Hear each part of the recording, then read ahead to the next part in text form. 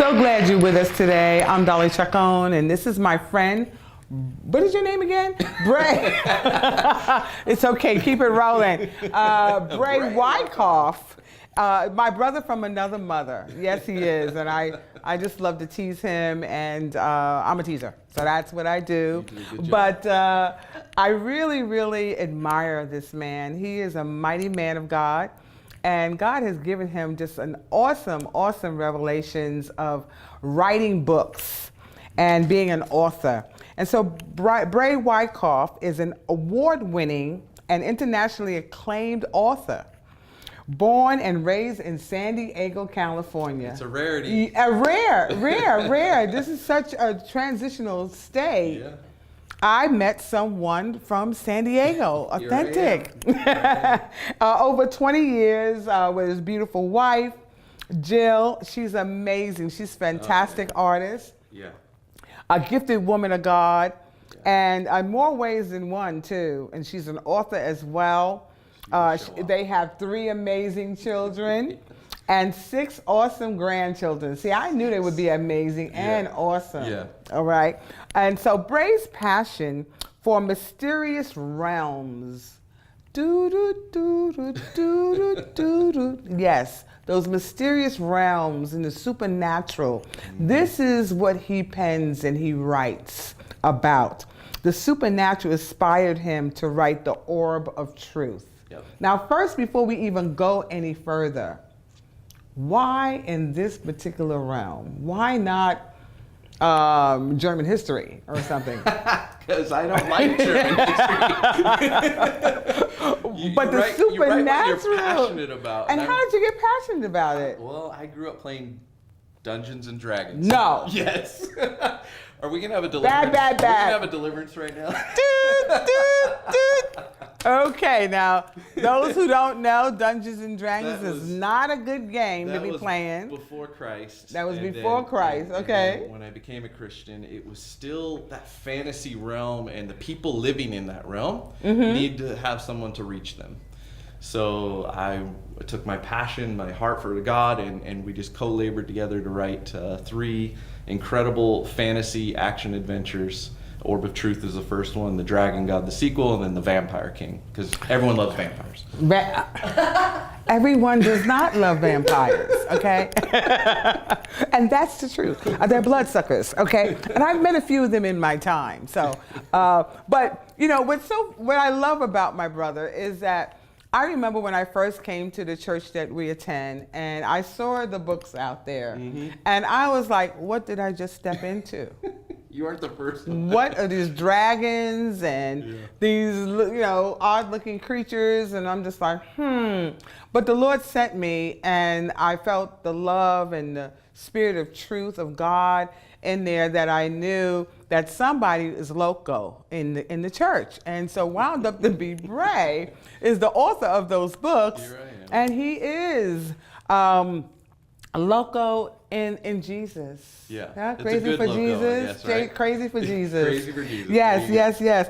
And so recently, you just came out with this awesome book called Demons and Thieves. Now, this is not a fantasy adventure book. This is a historical fiction book based off of the 2 thieves on the cross. Wow. Well, let me read the back. It says, the thief in search of his destiny, a man in search of his son, the Messiah fated to meet them both.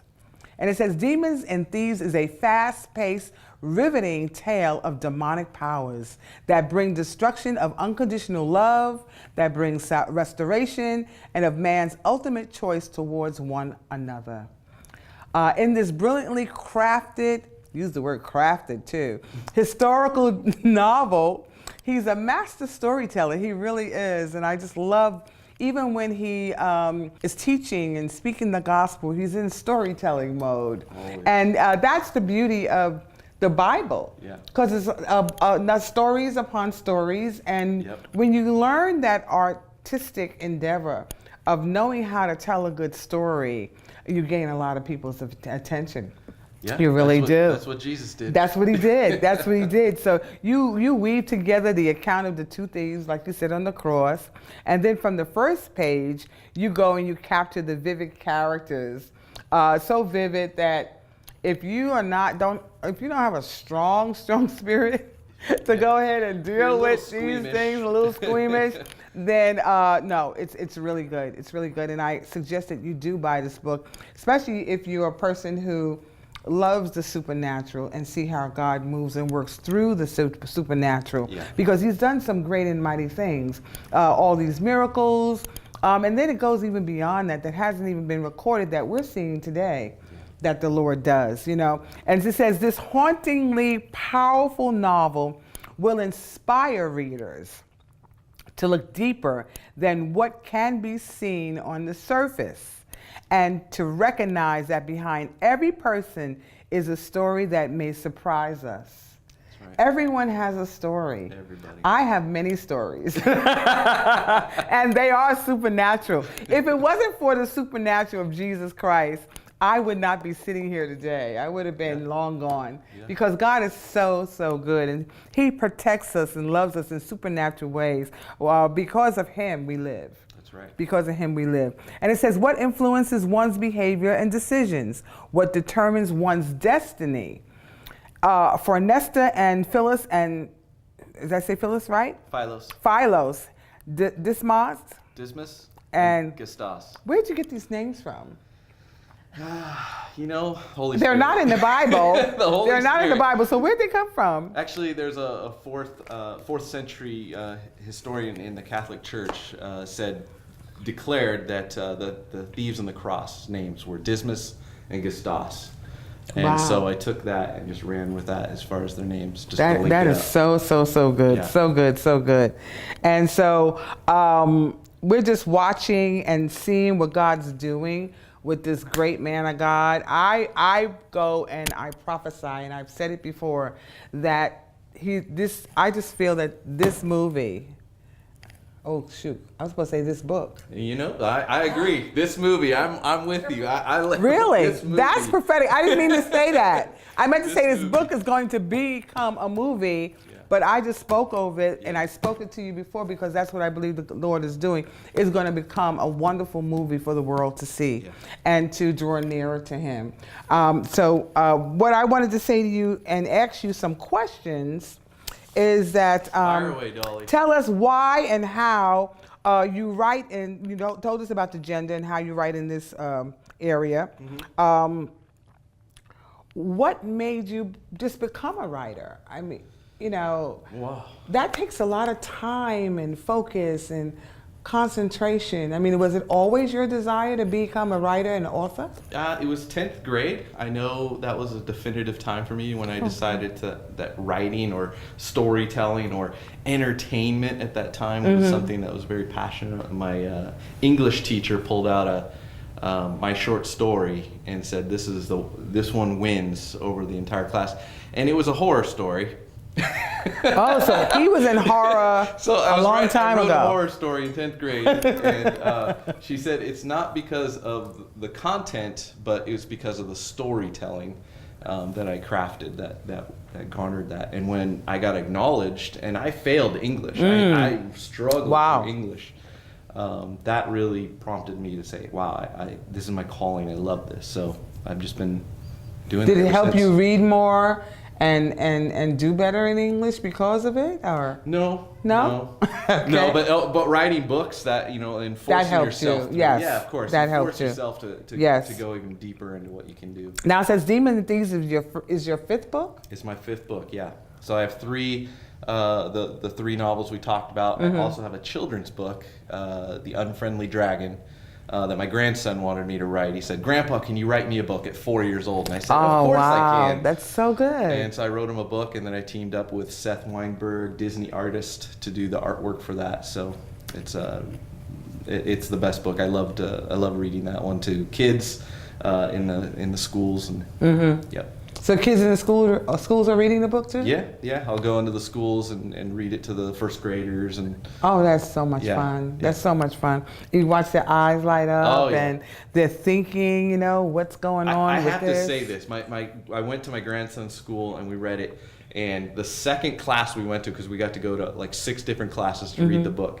So I start talking to the kids and they're all laying there and they're sitting down and waiting. And then I start talking and then my grandson says, "Grandpa, you said this in the last class." And I'm like, "Yeah, but they haven't heard this yet." So Yeah. He's like, yeah, he didn't get it. It was a blast. He didn't get it.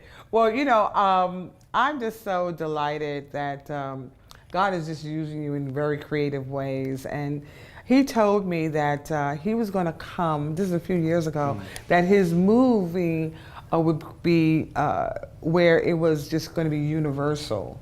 And it was going to be through the arts. Yeah.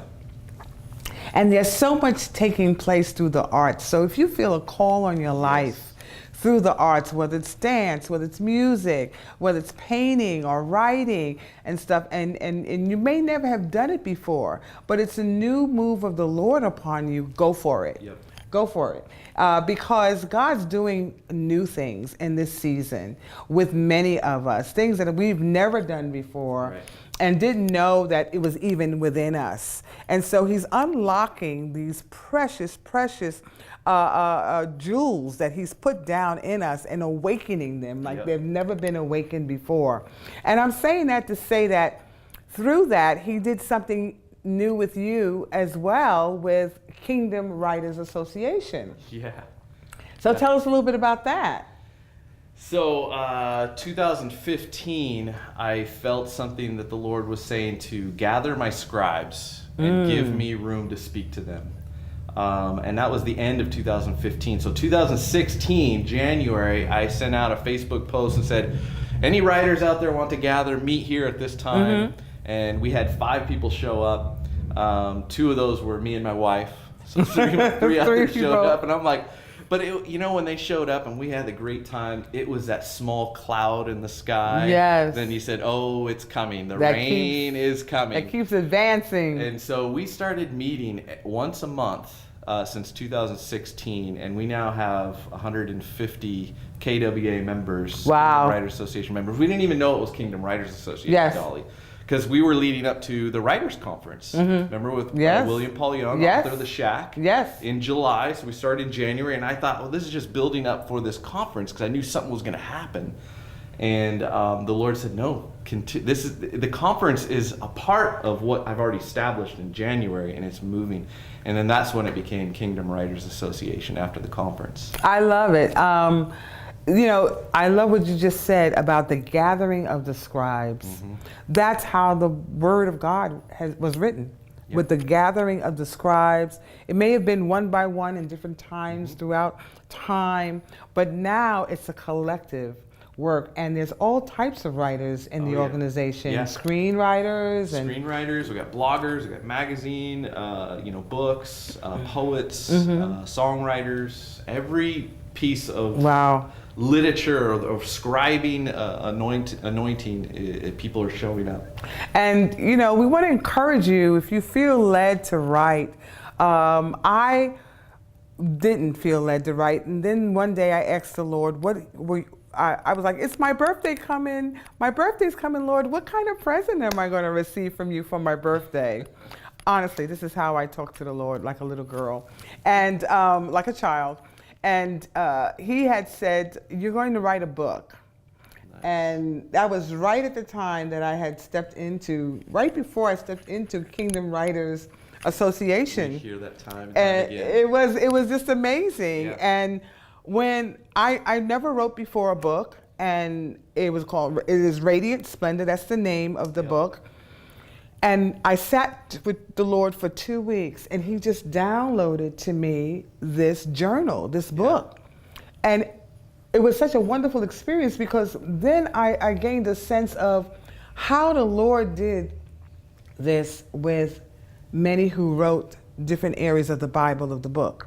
I mean, of the Bible, the book, you know, different areas. Did I say that right? Well, if I got it wrong, that's okay. You understand what I'm talking about. And I got I was like, oh my gosh, Lord, how did? And he says, you didn't write it, I wrote it. Yeah. And I wrote it through you. And it was so exciting. And now to see, it's so wonderful meeting different authors and writers and from different walks of life, and they have a story to tell. Yeah. And that's what this organization is so wonderful. Yeah. And so what are some of the things that you do with the organization and in the organization? So I'm the director of Kingdom Writers Association, which is under Awakening International Training and Reformation Center, with the leadership of Pastor Craig Muster and Pastor Carlette Muster. What's involved with that is our monthly gatherings. We do retreats, but we call those advances because we don't retreat. That's we're right. Advancing. We advance. So we took a team to Oxford, the United Kingdom. Wow. And walked I the heard streets that was of phenomenal. C.S. Lewis and J.R.R. Tolkien and many other. And it was amazing, life-changing. And we plan to take another team out there next year. Wonderful. And we do advances up to Idlewild, a local mountain retreat here. Christian camp up there. We'll go up for the weekend. We got one coming up in October. Awesome. Awesome. That usually sells out, or it sold out last year. And so how can our audience get in touch with you? You can go to kingdomwritersassociation.com, and then you can learn all about us there. We're also on Facebook. There's our Facebook group, Kingdom Writers Association, or San Diego Kingdom Writers Association. And let me ask you this last question for today, but not for our life, because I have many questions in the future. Yeah, off the set, we're going to be talking. Yeah. Sorry. What's on your heart for, to bring next and during this new move with God? Are you sensing anything in the spirit with God and for His people?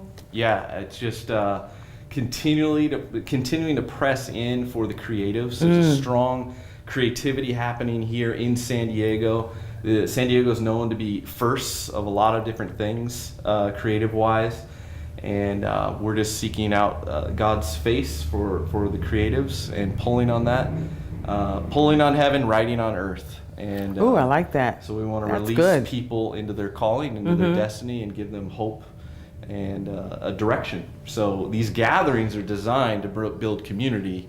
Yes. As you know, as a KWA member yourself and an author, we love community because writing can be isolated in certain events, but we need that encouragement. Yes. We need the empowerment. Yes. And we need to know that we're okay. And also knowing that we're the army of the Lord, Yeah. In the army of the Lord, we get to lock arms together and we get to march together, following the great Lion of Judah. And so we're being led, and so there's so much creativity and things that I expect to just be birthed into the earth like never before. Many times we'll see movies and other stories, and they sound a lot alike. It's like a repeat. I'm like, no, God has new things. He has great things that have never been downloaded to us before. So look towards the new. Look towards the fresh. He says He makes all things new. Go after the newness of God, the freshness that God has for our spirit. And when you said that, San Diego does a lot of new things, one of the things before I moved here, in my research, before I moved to California and came to California, and the Lord told me to move to San Diego, is that San Diego is the #1 city or county that has the most entrepreneurs in all of the United States of America. Wow. Isn't that something? Yeah. That more entrepreneurs live in the county of San Diego. Yep. And I had looked that up, and the Lord spoke to me to move to San Diego. So come if you want to, come to the conferences. They are awesome with very famous, notable people, and get involved. Dive in with KWA, Kingdom Writers Association. Well, I want to say to you, with all of this that we said today, you go out and you inspire and go and set other people's hearts afire with love, peace, and joy, and we'll see you next time. God bless you.